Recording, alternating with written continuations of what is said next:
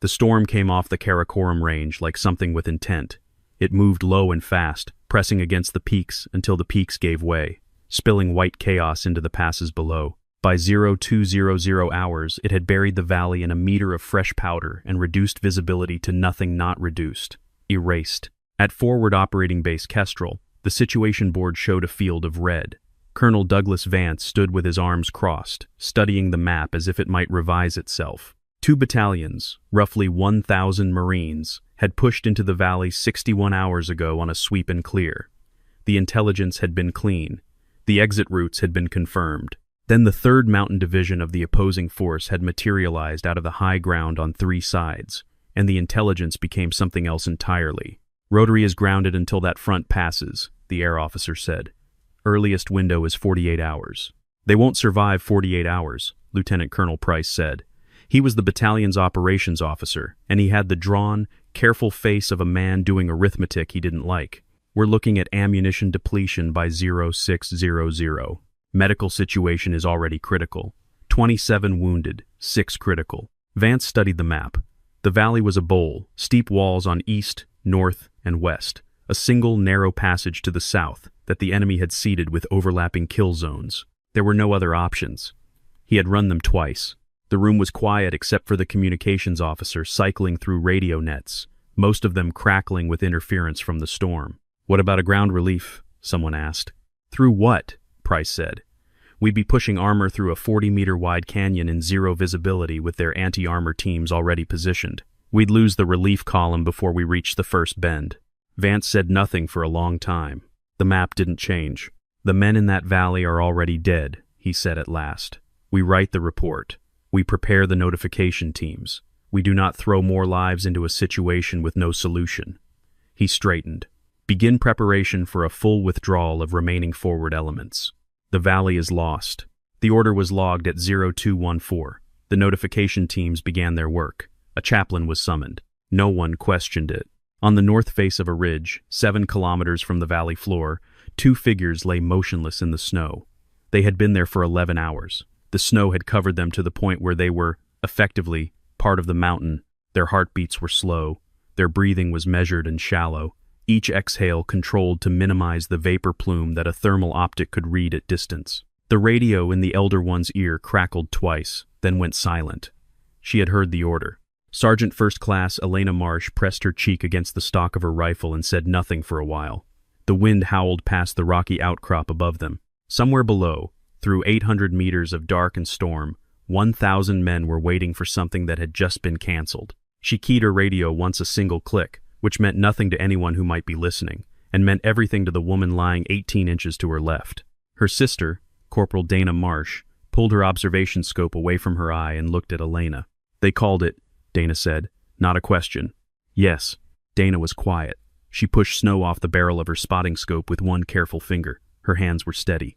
They were always steady. "What are we doing?"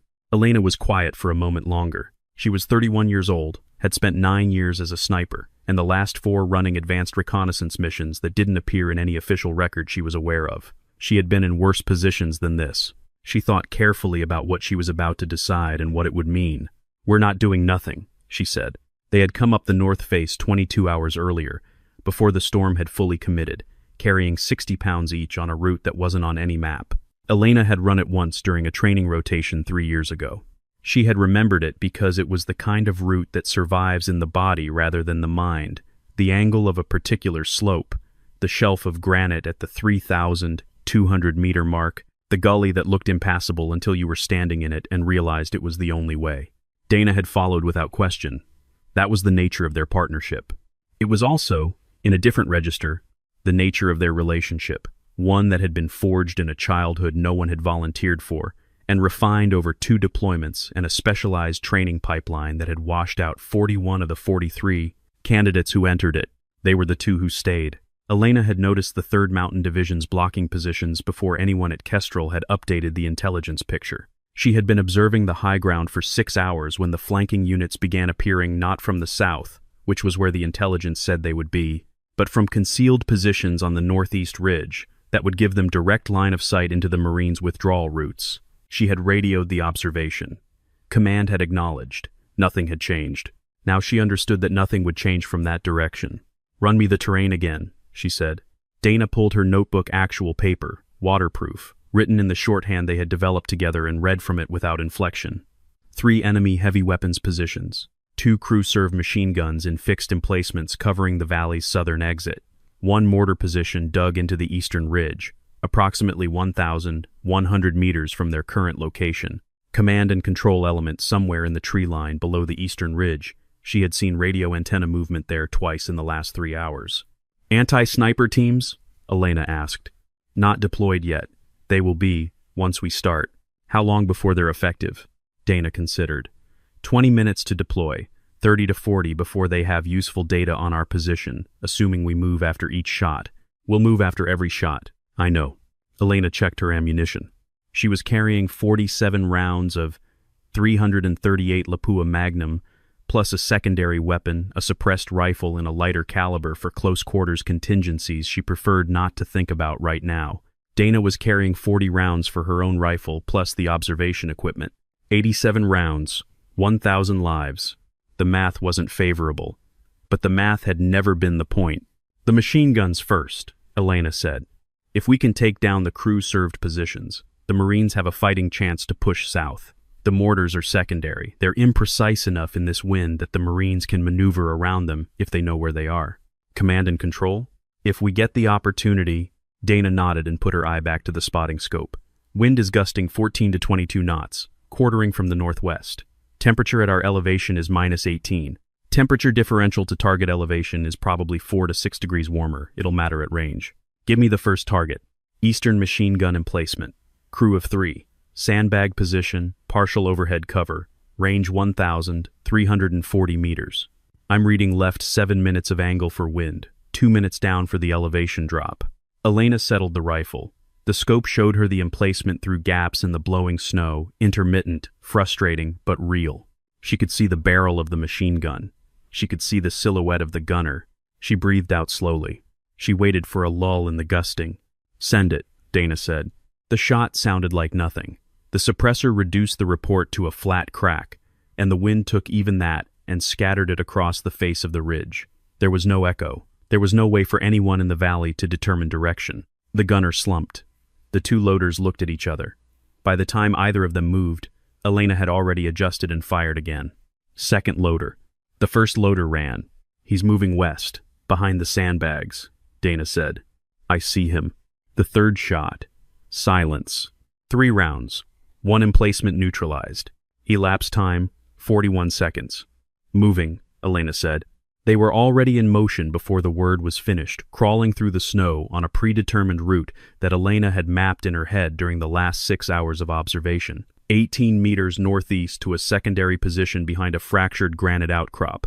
The snow was deep enough to move through without standing, which meant any thermal observation from the valley floor would read them as part of the terrain's heat signature: cold, irregular, indistinct. They settled into the new position. Dana was already glassing the western emplacement. "Western gun crew is alert. They're scanning. Do they have a bearing?" "No. They're sweeping, not zeroed." "Time window?" 90 seconds before they hunker down and call for the anti-sniper team. Elena was already building the firing solution in her head. The western position was 1,520 meters farther. The wind was worse at that angle, and there was a slight uphill cant to the target that would affect the bullet's terminal behavior. Dana read her the numbers. Elena made the adjustments. "Wind just spiked," Dana said. "Hold." Elena held. 10 seconds. 15. The gust scoured the ridge above them and dropped. "Send it." 2 shots. The western gun went silent. In the valley below, Gunnery Sergeant Patrick Hollenbeck heard the machine gun stop and pressed himself against the frozen earth, waiting for whatever had killed it to kill something else. He had been a Marine for 14 years, and he had learned to read the sound of a battlefield the way a musician reads a score, each silence carrying the weight of what had been playing before it. He keyed his radio. "Sergeant Major, both heavy positions just went cold. Something is working them from the high ground." "Ours?" Sergeant Major David Riordan asked. "I don't know whose," Hollenbeck said. They listened together. The wind was enormous and white, and it erased everything. Then, from somewhere in the eastern tree line, they heard a command vehicle's radio antenna snap in the wind, a small sound, but distinct. Riordan turned toward it. "Something's up there," he he said. "Working our side." He didn't know what it was. He didn't know if it would last. But he made a decision the way he had been making decisions for 22 years, which was to take the opening when it existed and figure out who to thank later. He began organizing his companies for a push south. On the ridge, Elena and Dana had already moved again. The anti-sniper teams would be deploying now. That was the clock they were working against, not ammunition, not cold, not the physical limits of what two people could do on a ridge in a blizzard. The clock was how long they could stay effective before the enemy got smart enough to box them in. Elena estimated they had 30 minutes. She began working the mortar position. The enemy anti-sniper element was a 12-man team, and it was good. Elena had expected that. The 3rd Mountain Division had operated in this terrain for years, and they had developed their counter-sniper doctrine accordingly. Don't try to outshoot the sniper, which almost never worked. Instead, use terrain to compress the sniper's movement options until the sniper is forced into a predictable position, then overwhelm it with numbers. She watched them deploy through her scope during a momentary break in the snowfall. They moved in 2 groups of 6, sweeping the northern ridge faces in a systematic pattern that was designed to funnel any sniper toward the summit or toward the lower approaches, both of which were covered by additional teams she hadn't seen yet but assumed were there. "They brought a drone," Dana said quietly. Elena had seen it too, a small tactical unit, the kind that operated effectively in moderate wind but would struggle in gusts above 20 knots. The storm was currently giving her gusts up to 22. The drone was bobbing badly in the airstream, which meant its thermal camera would be producing degraded imagery. But degraded wasn't the same as useless. "How long before it's overhead?" 4 minutes. "Then we have 4 minutes. She made a decision she didn't entirely like. The mortar position was still active. She had been building a solution to engage it from the next hide site, but engaging it would require her to be in an exposed position when the drone arrived. She filed the mortar position away and recalculated. "The command element," she said. "Tree line below the eastern ridge. That's the priority." Dana already had the ranging. 1,180 meters. "I've been tracking 3 distinct radio signatures in that area. The antenna I flagged earlier is here." She passed a small sketch without looking up. "The kind of marginalia that accumulated in her notebook during long observations, and there's a vehicle parked behind the 2nd tree line that I think is their primary command track. If we take down the command track's communications, their coordination falls apart," Dana said. "Their subunits are operating on individual assignments. Without coordination, they'll compress into defensive positions, which gives the Marines more freedom in the southern corridor." That's the shot. The drone was rising toward the ridge crest on their left. Elena moved them 30 meters northeast, low and fast through the snow, into a position she had identified 3 hours ago, a natural depression behind a wind-carved snow formation that would interrupt the drone's line of sight while giving her a clear angle on the tree line. She settled. Her fingers were cold despite the gloves. She worked them deliberately for 15 seconds, a technique from an instructor she'd had in the early days, a retired Army scout who had told her that cold hands were a mechanical problem, not a physical one, and could be solved by treating them like a piece of equipment that needed maintenance. She built the firing solution. The wind at this range and direction was different from the previous shots. She had to account for a crosswind component that was shifting between 8 and 14 knots. She watched the snow at mid-range to read the air column. "Wind settling," Dana said. 12 knots, relatively steady. "Give me the command track." "You're looking at a vehicle-mounted antenna array. Engine block is behind the 2nd tree. If you hit the antenna assembly and the communications operator, I'll take the operator first, then the antenna." "Operator is moving. He's stepping out of the vehicle." Elena tracked. "He's at the rear of the vehicle, yes. That's him. He's looking at his radio." She put the crosshairs where they needed to be. The wind held. She fired. Then again, immediately, shifting to the antenna array before anyone in the tree line had processed what had happened. The 2nd shot destroyed the antenna. The command track went dark. Below in the valley, the coordinated pressure on the Marines' southern position inexplicably softened. Not stopped, the individual units were still fighting, but the precision of it, the sense that someone was directing it with intelligence, dissolved. 3 separate engagements that had been closing in concert on the Marines' flank suddenly became 3 separate, uncoordinated firefights, and Sergeant Major Riordan, who had been waiting for exactly this kind of seam to open, pushed 2 companies through the gap. The push south had begun. The Marines' radio discipline had been excellent throughout the engagement, but as the southern push gathered momentum, it became necessary to coordinate fires, and the voices began overlapping on the net. Hollenbeck was managing 2 company commanders and a weapons platoon sergeant simultaneously when he heard something unusual, static on the support frequency. Then a calm female voice.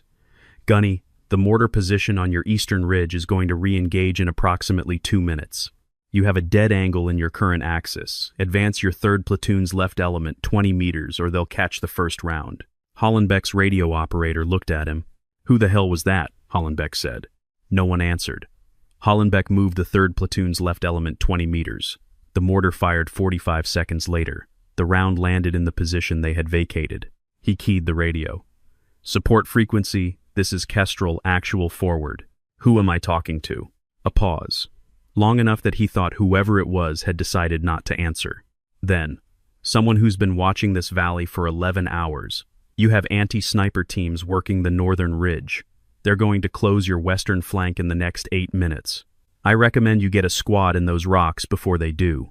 He sent the squad. The anti-sniper team arrived in the same position 4 minutes later to find it occupied by Marines who were not interested in conversation. Riordan was listening on the same frequency. He pulled Hollenbeck aside during a brief lull. "She's accurate," he said. "Everything she's called has been right." "How many of them are up there?" Hollenbeck asked. "I don't know. Could be a whole recon element. Could be." The same voice on the radio, interrupting herself as if she'd noticed something. "Vehicle column forming on the northern approach. 3 trucks. They're trying to cut off your withdrawal route from the rear. I'm addressing it, but I need 10 minutes. "Addressing it." Riordan and Hollenbeck looked at each other. "I'll get you 10 minutes, Riordan said into the radio. He turned to his sergeant major. "Marines from the north. We've got someone clearing our tail who's out there alone." He paused. "Or not alone." On the ridge, Elena registered the sergeant major's voice, confirming the delay, and put it aside. She had already moved to the position she needed for the vehicle column high, exposed, with the wind hitting her directly in the face. Dana had found what cover there was, which wasn't much. 3 vehicles, Dana said. "Lead vehicle is a command type. 2nd and 3rd are troop carriers. Headlights off. They're running thermal only." "They're good," Elena said. "Yes. Can we stop 3 vehicles with what we have left?" Dana was quiet for 2 seconds. That was Dana's version of a long pause. "The lead vehicle will stop the column if you take out the driver. The road is too narrow to bypass. They'll have to clear it, which costs time. 2nd shot on the engine block. And after that, the column will return fire and then reroute. But the reroute adds 19 minutes to their intercept time. And by then, the Marines are through. That's the math. Do the math hold?" "It holds," Dana said. Elena fired. The vehicle column stopped. The lead truck drifted to the right and came to rest against the embankment at the road's edge, its engine still running. The trailing trucks braked. Men dismounted quickly, moving with the efficiency of soldiers who had been under fire before, and they began immediately to scan the ridgeline. Elena had already moved, but the move was slower than it should have been. The cold had been accumulating in her joints for the past 2 hours, in a way she had been managing through discipline, and had now reached the point where discipline alone wasn't enough. Her left knee, which she had damaged on a training fall 4 years ago, and which she had been managing with physical therapy and a kind of pragmatic denial ever since, had locked up during the crawl to the firing position, and had not entirely unlocked. She moved. It was slower. She made up some of the deficit through route selection and accepted the rest. Dana was already in the secondary position, glassing the dismounted troops below. "They have dogs," she said. Elena stopped moving and reconsidered everything. Dogs changed the geometry. The anti-sniper teams with their visual search techniques were predictable. She had been reading their movement patterns for the last 90 minutes, and she understood how they thought. Dogs didn't think. Dogs followed information that couldn't be controlled, which was sent, and their handlers were trained to trust that information unconditionally. She assessed the wind. It was still coming off the northwest, which meant her scent trail was being carried away from the vehicle column and toward the summit. That bought time, but not as much as she would have liked, and the dogs would be moving uphill into it. 20 minutes, she said. Not a question. Maybe 15, Dana said. The handler team is moving fast. 15 minutes. She had a mortar position still active, 3 probable anti-sniper elements working the ridge. A vehicle column stopped but not disabled, and 15 minutes before dogs closed the distance. She made a list. She prioritized. "The mortar," she said. "Riordan's people can't sustain the push south if it's accurate. I need to take it out. It's the longest shot we've attempted tonight. 1,900 meters to the position. Wind, angle. I know. You'll need to be in the open. I know that too. Dana looked at her for the first time in several hours. In the dark and the snow and the cold, it was hard to read a face. But Dana had been reading Elena's face for the entirety of her conscious life, and she read it accurately now, not fear, not recklessness, but the specific clarity of someone who has finished calculating and arrived at the only remaining option. The vehicle column first, Dana said. Engine block on the second truck, then move to the mortar. I'll call the solution. You're 200 meters uphill from the vehicle column shot. You can't glass both. I'll move between. Just tell me when you're ready. They moved. The mountain was becoming something to fight through rather than work with. The snow was knee-deep in the gullies now. The wind had shifted slightly and was hitting from a new angle, and Elena's knee was producing a pain that she had categorized as manageable, and had begun to revise that categorization upward. She reached the vehicle column position. Dana called the solution from memory. The shot hit the second truck's engine block. Steam erupted from the hood. The column was now definitively stopped. Then the move to the mortar position. Uphill, exposed, the wind taking her breath. Dana materialized beside her, appearing from the dark the way she always did, the way Elena had stopped being surprised by. Ready? Dana asked. Give me the numbers. She fired twice at the mortar position. The second round hit the ammunition stack. The explosion turned the eastern ridge bright for 4 seconds and then went dark. The mortar was gone. In the valley below, the Marines heard the explosion and someone started cheering, and Riordan told him to stop it and keep moving. But he heard it. He registered it. Someone was up there paying costs that he couldn't see, for results that were keeping his people alive. He pushed his companies harder. Dana was shot 14 minutes later. It was not a clean hit. It caught her in the upper left arm, below the shoulder, a ricochet, or a secondary fragment from a near miss that had come from one of the anti-sniper teams working the ridge crest. Elena heard the impact before Dana said anything, which was typical of Dana, who processed pain with a kind of administrative economy that had always impressed and faintly disturbed her. Left arm, Dana said. I see it. It's not arterial. I see that too. The wound was real, and it was bleeding, and it was not immediately fatal, which was the relevant fact. And Elena filed the rest, her sister's sharp exhale, the way Dana's left hand stopped working correctly, the wet sound of it in the cold air, into the part of her mind that she would open later, when later was possible. She packed the wound while Dana continued glassing. That was the nature of their partnership. It had been the nature of their partnership for years, and it worked because they had never allowed sentiment to override function, and they had also never allowed function to replace the underlying sentiment, and holding both things simultaneously was something they had learned to do together. The dog team is closer, Dana said. Her voice was steady. How close? 200 meters and rising. They have our direction. Elena tied off the pressure dressing. She had done it quickly and it was good work. Dana tested the arm, limited but functional. Good enough. Options, Elena said. We move to the summit approach. There's a position near the granite spire at 3,800 meters where the wind will break the scent track. If the dogs lose it there, the handlers will have to make a decision about which side of the summit to work, which buys us 30 minutes. Can you climb with that arm? Dana looked at her. Can you climb with that knee? It wasn't an accusation. It was a precise identification of the actual situation.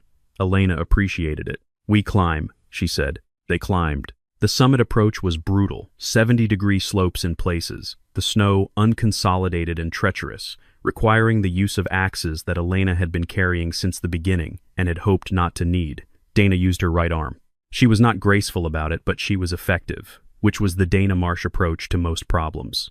Elena took the steeper line and set the holds.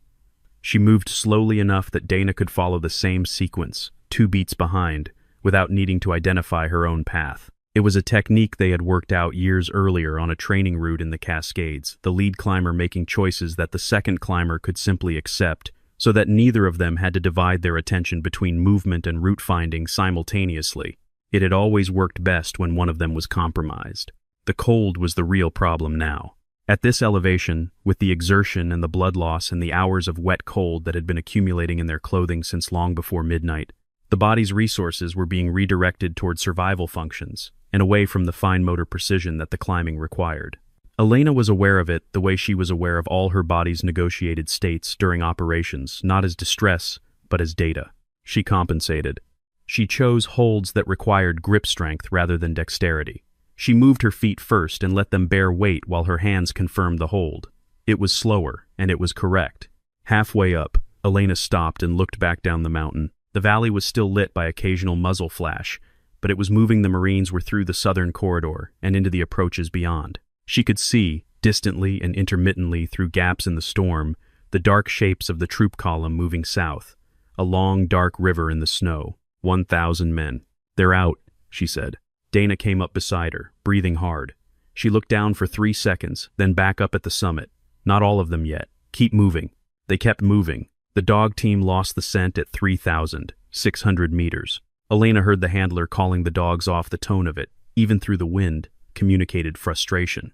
The scent trail had vanished at the windbreak exactly as Dana had predicted, and the handlers were now making exactly the decision Dana had predicted they would have to make. They had bought their 30 minutes.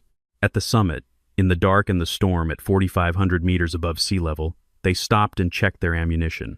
Combined, they had 11 rounds remaining. "What's left?" Elena asked. Dana consulted her notebook, which was at this point more archive than operational document. Anti-sniper teams 3 and 4 are still working the lower ridge. Vehicle column is stopped. Command element is dark. Mortar is gone. Northern blocking positions are degraded. The southern corridor? Clear enough. If Riordan pushes hard for the next 2 hours, they're out before dawn. Elena looked at the sky. It was still dark, still storming, but there was a quality to it, now a subtle thinning at the eastern margin that she had learned to read over years of watching mountains at night. 2 hours, she said. "We hold until they're clear." Dana nodded. 11 rounds. Should be enough. Dana looked at her. Should be. It almost wasn't. The anti-sniper team that found them at 0440 was Team 4, and they found them not through dogs or thermal or radio triangulation, but through a piece of bad luck that neither Elena nor Dana had any defense against a soldier who had been taking a circuitous route toward what he thought was an overwatch position. Stumbled into the summit depression, where they were lying, and nearly stepped on Elena's right hand. The next 4 minutes were the kind of thing that only made sense to people who had been trained for situations where sense was a luxury. Elena dealt with the soldier before he could raise his weapon.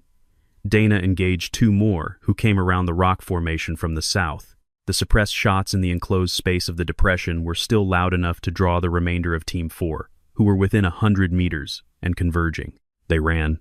There was no other word for it. Injured knee, wounded arm. 11 rounds total, and 8 of them expended in those 4 minutes. Up the final approach to the summit crest with people behind them who were not going to stop. At the crest, Elena turned and fired her last 3 rounds down the approach in a deliberate, spaced pattern that was designed not to hit anyone, but to interrupt their movement and create uncertainty about where the shots were coming from. It worked long enough. They went over the summit and down the other side into the northern drainage, which was outside the operational area and would take the pursuing element at least 30 minutes to follow through. They stopped 200 meters below the summit in a protected hollow and lay in the snow and breathed. For a long time, neither of them said anything. Dana's arm had reopened during the climb. Elena redressed it in the dark with hands that were no longer entirely steady. The cold was serious now, not the manageable cold of the past several hours, but the kind that began to make decisions for you.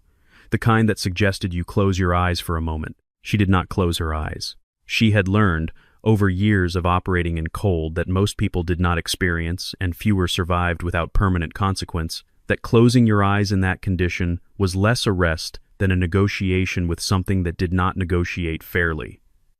She kept them open. She watched the dark. "Status," she said.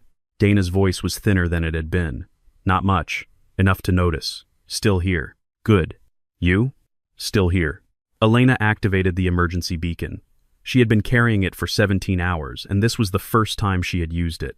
The signal would go to a satellite relay and then to any friendly element in range with the receiving frequency, which should include FOB Kestrel. She did not know whether anyone at Kestrel would respond, given the standing order that had been issued 6 hours ago, and the fact that as far as anyone at Kestrel knew, she and Dana did not exist in this context. She activated it anyway. Dana had her radio on the lowest power setting, listening to the valley frequency. "They're out," she said.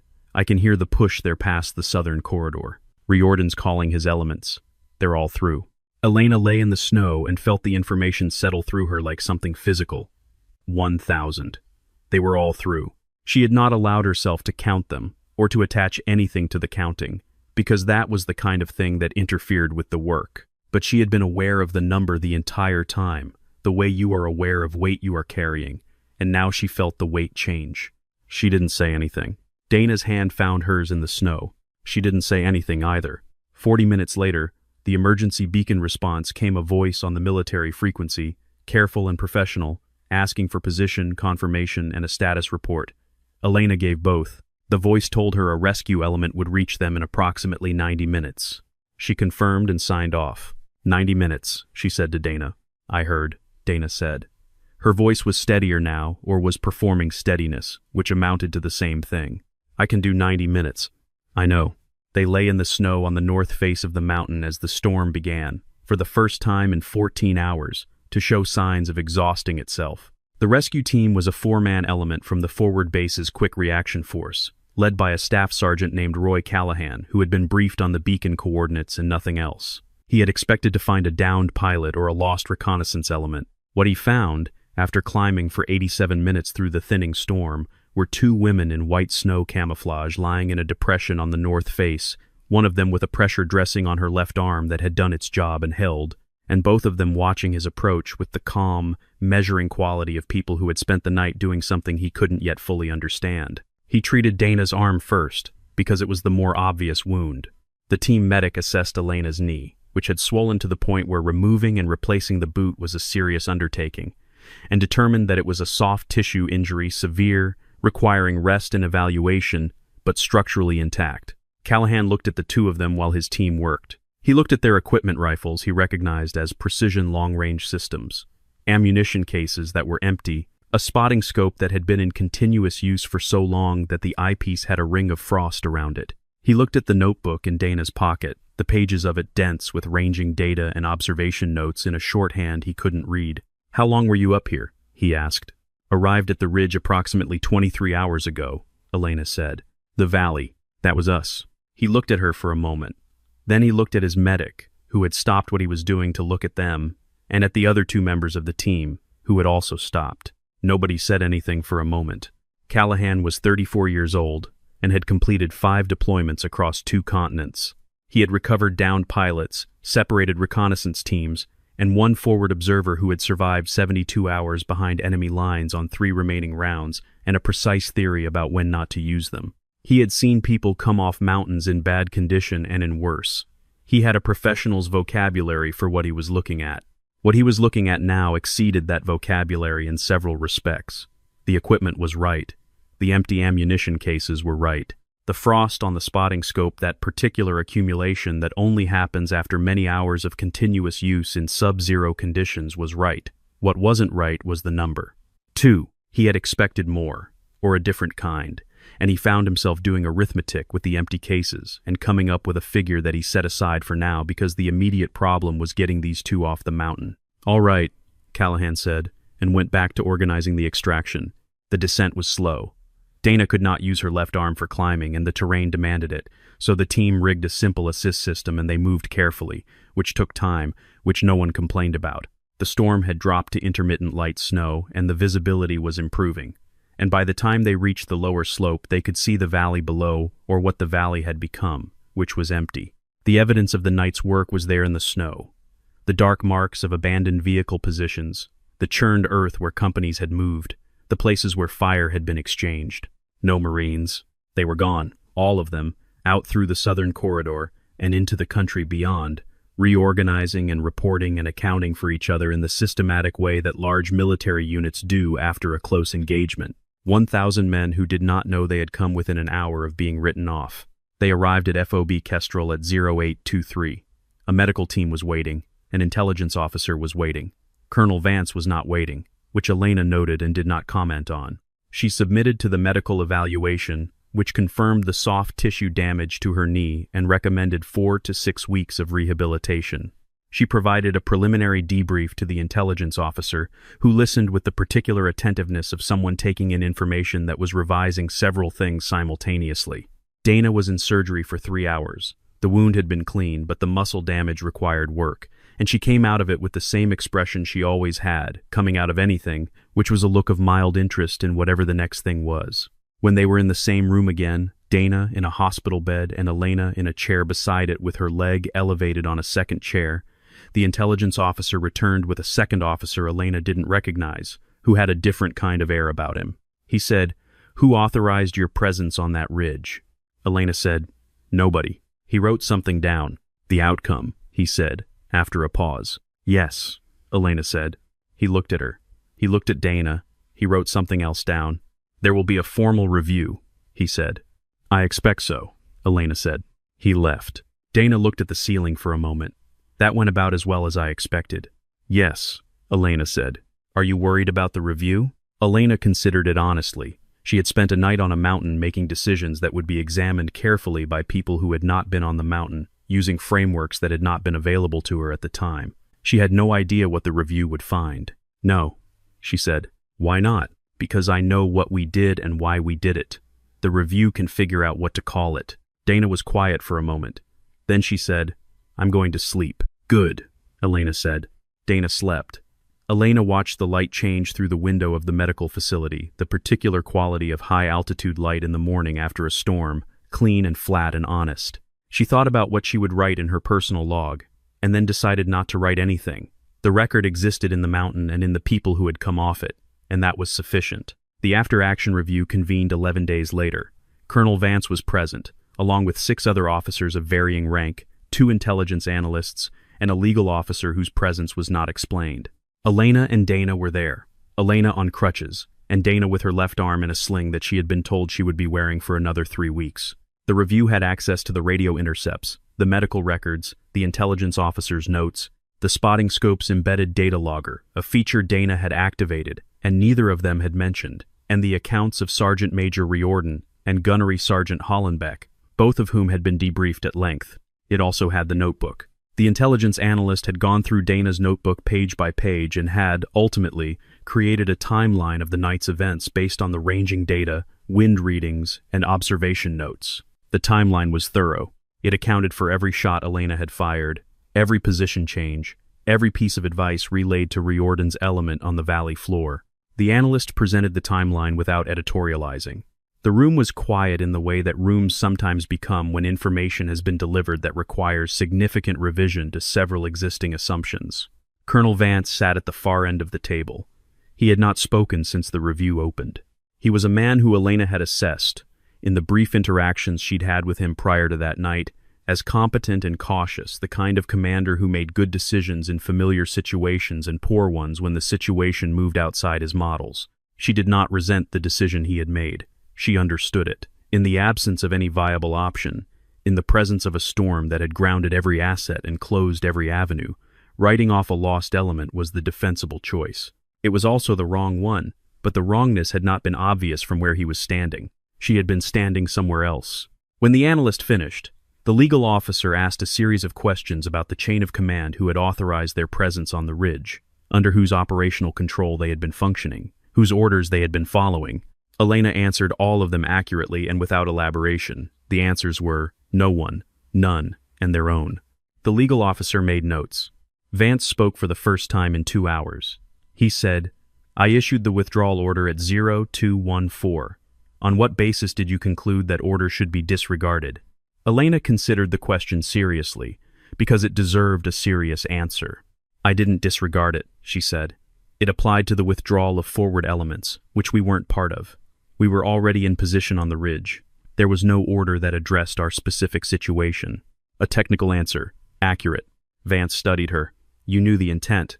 "I knew that one reading of the situation suggested the valley was lost. I had a different reading." "Based on what?" "Based on 11 hours of direct observation of the terrain, the enemy's positioning, their communication vulnerabilities, and the Marines' current defensive posture. I assessed that an intervention was viable." "You assessed," he said. There was something in how he said it, not contempt, but the kind of careful neutrality that precedes a decision. "Yes," Elena said. The room was quiet. Riordan had submitted a written account that was 2 pages long. Hollenbeck's was 4. Both had been provided to the review board in advance, and the officer at the end of the table, who had been reading rather than watching, occasionally glanced up at Elena and Dana with an expression that was harder to categorize. "The outcome," Vance said, 1,000 personnel evacuated, 0 additional losses during the withdrawal phase, 3 enemy heavy weapons positions neutralized. Enemy command and control disrupted. He paused. This is the outcome of 2 personnel acting without authorization in a situation that command had assessed as unrecoverable. Yes, Elena said. He looked at her for a long moment. The review will determine appropriate findings, he said, and moved to the next agenda item. They were dismissed before the review concluded. They walked out into the high-altitude morning, Elena on crutches, Dana adjusting her sling, and stood in the pale, clean light, without saying anything for a while. "What do you think?" Dana asked. "I think it goes the way it goes," Elena said. "We did the work. The review does its work. Those are different things." Dana nodded slowly. "The 1,000 men." "Yes. Do you think they know? That it was us?"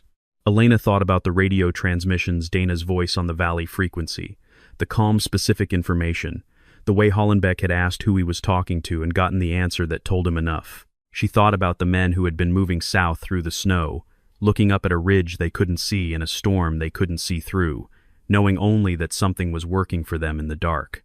"Some of them probably have a sense," she said. "Hollenbeck, Riordan, they're smart men. But they don't know. Not specifically." Dana considered that. "Does it matter?" Elena had thought about this during the 11 days since the mountain in the medical facility, during the long, careful work of the debrief, during the nights when sleep was intermittent and the cold was still present in her joints like a memory her body hadn't finished processing. "No," she said finally. "It doesn't matter." "Why not?" "Because we weren't up there for them to know. We were up there for them to come home." She shifted the crutches. "They came home. That's the whole thing." Dana looked at the sky, which was the deep, flat blue of high altitude in winter, cloudless for the first time in days.